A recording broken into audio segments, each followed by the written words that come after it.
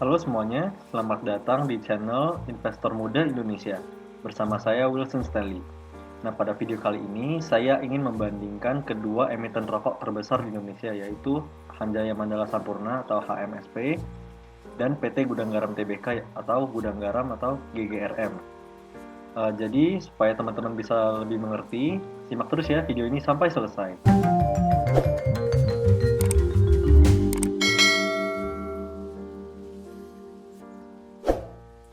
Oke, sekarang kita langsung saja ke perbandingan kedua saham ini. Kita lihat di sini harga terakhir yang dimiliki oleh HMSP pada hari ini itu adalah Rp1.700. Lalu Gudang Garam itu mempunyai harga terakhir sebesar Rp48.000. Nah, apakah Gudang Garam ini dengan harga saham Rp48.000 ini lebih mahal dibandingkan dengan HMSP? Nah, kita tidak bisa melihatnya seperti itu. Kita harus melihat dari sisi valuasi dan harga wajar dari perusahaan ini. Nah, untuk valuasi dan harga wajarnya akan saya jelaskan di akhir video. Oke, sekarang kita lihat HMSP ini atau Hanjaya Mandala Sampurna ini mempunyai produk apa aja sih?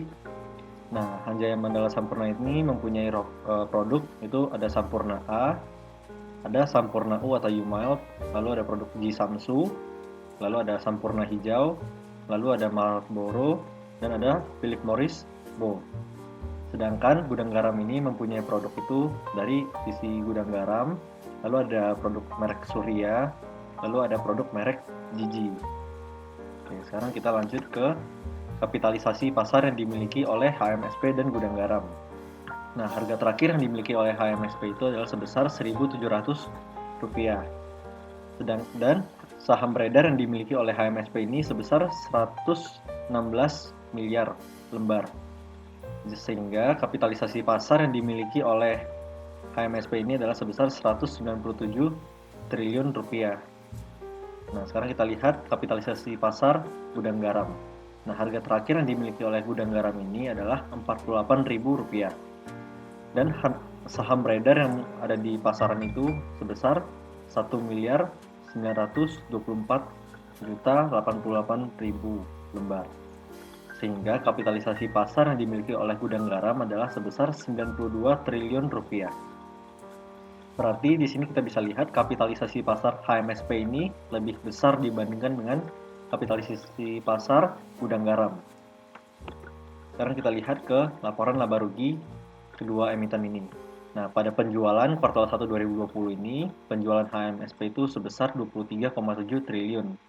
Nah, jika dibandingkan dengan kuartal 1 2019, HMSP ini mengalami penurunan penjualan sebesar minus 0,6%.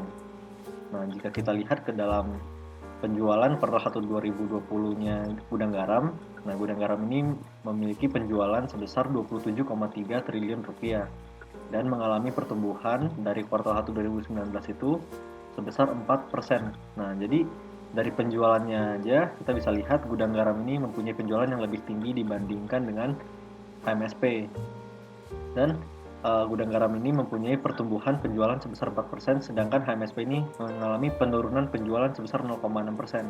Jadi dari sisi penjualan saja kita bisa lihat Gudang Garam ini mempunyai fundamental yang lebih bagus dari sisi penjualan. Nah, sekarang kita lihat dari margin labanya.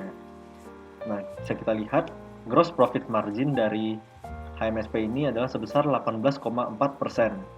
Lalu sekarang kita lihat gross profit margin dari Gudang Garam ini adalah sebesar 18,1%. Nah, gross profit margin kedua emiten ini bisa kita lihat itu hampir sama lah. Nah, tapi kalau kita lihat ke dalam operating profit margin dan net profit margin kedua emiten ini, bisa kita lihat operating profit margin dan net profit margin Gudang Garam itu lebih tinggi dibandingkan dengan HMSP. Nah, HMSP ini mempunyai operating profit margin sebesar 8,8% dan net profit marginnya HMSP itu adalah sebesar 7,4%. Sedangkan operating profit margin Gudang Garam itu sebesar 12,2% dan net profit margin Gudang Garam itu sebesar 9%. Nah, jadi dari sini kita bisa menyimpulkan dari sisi margin itu ternyata Gudang Garam itu lebih menguntungkan dibandingkan dengan HMSP. Oke, sekarang kita lanjut ke laporan posisi keuangan HMSP dan Gudang Garam. Nah, HMSP ini mempunyai aset sebesar 63,3 triliun rupiah. Lalu liabilitasnya adalah sebesar 24,2 triliun rupiah. Dan ekuitas yang dimiliki oleh HMSP ini adalah sebesar 39,1 triliun rupiah. Sehingga DER yang dimiliki atau debt to equity ratio yang dimiliki oleh HMSP ini adalah sebesar 0,57. Sekarang kita lihat ke gudang garam. Aset yang dimiliki oleh gudang garam sekarang adalah 76,8 triliun rupiah. Lalu bisa kita lihat lagi, utang yang dimiliki oleh gudang garam ini adalah sebesar 23,5 triliun rupiah. Lalu ekuitas yang dimiliki oleh gudang garam adalah sebesar 53,3 triliun rupiah. Sehingga DER yang dimiliki oleh gudang garam adalah sebesar 0,44. Nah, kita lihat juga dari pertumbuhan asetnya.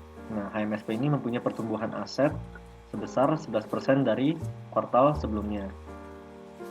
Dan pertumbuhan liabilitas atau utangnya itu juga mengalami pertumbuhan sebesar 35% dan pertumbuhan ekuitasnya atau modalnya itu sebesar 1,1%.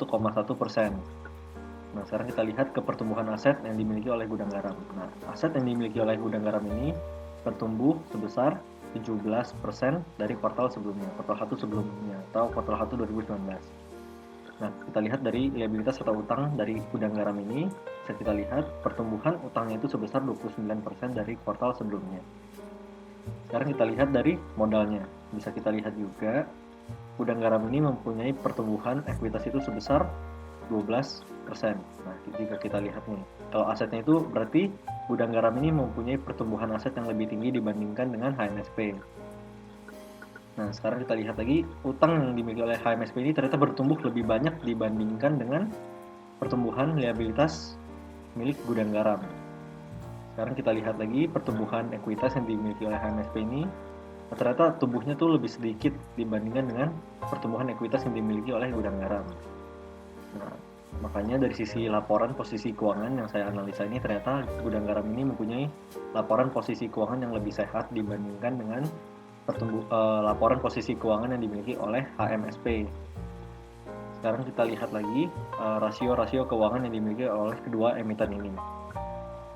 ROE atau return on equity yang dimiliki oleh HMSP adalah sebesar 44,5%. Lalu return on asset atau ROA yang dimiliki oleh HMSP adalah sebesar 28,3%. Lalu cash conversion cycle yang dimiliki oleh HMSP ini adalah sebesar 110 hari. Nah, sekarang kita lihat ke rasio keuangan milik gudang garam. ROE atau return on equity yang dimiliki oleh gudang garam adalah sebesar 20,6%. Lalu ROA atau return on asset yang dimiliki oleh gudang garam adalah sebesar 14,3%. Sedangkan cash conversion cycle-nya yang dimiliki oleh gudang garam adalah sebesar 176 hari. Nah, dari rasio keuangan ini bisa kita lihat ternyata return yang dimiliki oleh HMSP ini lebih tinggi dibandingkan dengan return yang dimiliki oleh gudang garam. Nah, perbedaannya ini cukup jauh, hampir 2 kali lipat keduanya. Dan rasio pencetak uangnya itu ternyata lebih cepat di HMSP dibandingkan dengan di gudang garam. Jadi dari rasio keuangan ini atau rasio return bisa kita lihat ternyata HMSP itu lebih bagus. Oke, sekarang kita lihat dari sisi dividen yang dimiliki oleh HMSP dan gudang garam.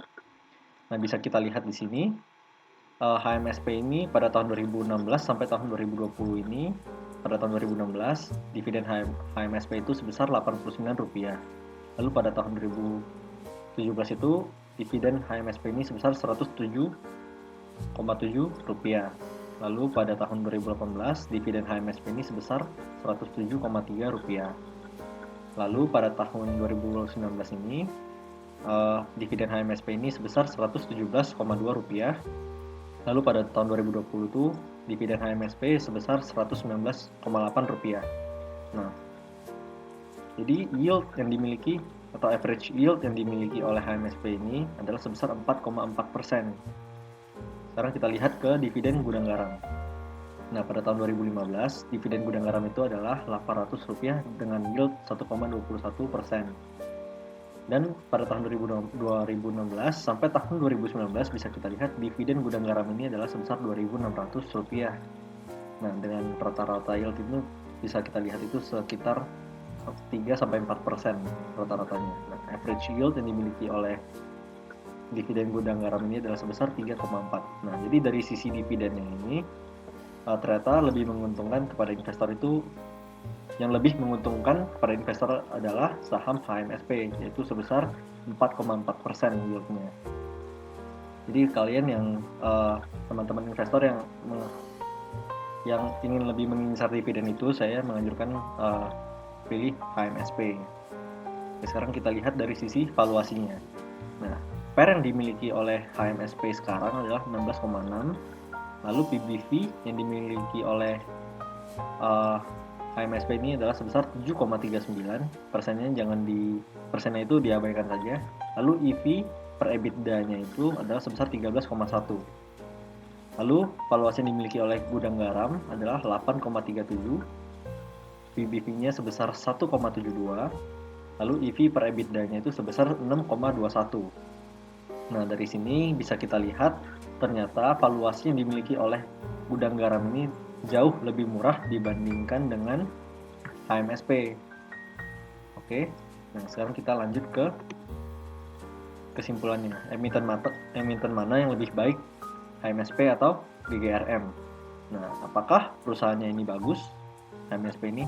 Nah, dari sisi penjualan, HMSP ini masih mencetak laba, tetapi HMSP ini juga mencatatkan pertumbuhan penjualan yang negatif sebesar minus 4%. Sedangkan kalau dari sisi penjualannya gudang garam ini mempunyai penjualan yang lebih tinggi dibandingkan dengan HMSP dan gudang garam pada kuartal 1 2020 ini mencatatkan pertumbuhan penjualan sebesar 4%. Nah, oke, sekarang dari sisi margin laba. Nah, dari sisi margin laba, ternyata HMSP ini terlihat kalah sedikit dibandingkan dengan gudang garam. Nah, bisa kita lihat dari operating profit margin dan net profit marginnya. Artinya perusahaan gudang garam ini sedikit lebih menguntungkan dibandingkan dengan HMSP. Oke, sekarang kita lihat dari sisi margin labanya gudang garam. Nah, gudang garam ini memiliki margin laba yang lebih tinggi dibandingkan dengan HMSP, sehingga gudang garam ini merupakan perusahaan yang lebih menguntungkan dari sisi penjualannya ya. Oke, sekarang kita lihat dari sisi debt to equity ratio-nya. Nah, dari sisi debt to equity ratio, HMSP ini sudah sehat karena DER itu hanya 0,57. Tetapi jika kita bandingkan dengan gudang garam ini, ternyata rasio DER HMSP ini kalah sedikit dari gudang garam yang DER-nya hanya 0,4%. Nah, 0,57 ini dan 0,44 ini rasionya itu beda tipis aja. Nah, jadi dari sisi DER itu, ternyata gudang garam itu lebih unggul dibandingkan dengan HMSP. Sekarang kita lihat dari sisi dividennya. Nah, dari sisi dividennya, ternyata HMSP ini memiliki average yield yang lebih tinggi dibandingkan dengan average yield yang dimiliki oleh gudang garam. Nah, jadi jika teman-teman itu adalah dividen investor, maka incarlah HMSP. Karena average yield yang dimiliki oleh HMSP ini lebih tinggi tadi. Jadi dari sisi dividennya gudang garam memiliki average yield yang kalah dari HMSP. Nah, sekarang kita lihat dari sisi valuasi HMSP. Yang terlihat bahwa HMSP ini harganya itu lebih mahal dibandingkan dengan gudang garam. Nah, jadi manakah emiten yang lebih baik?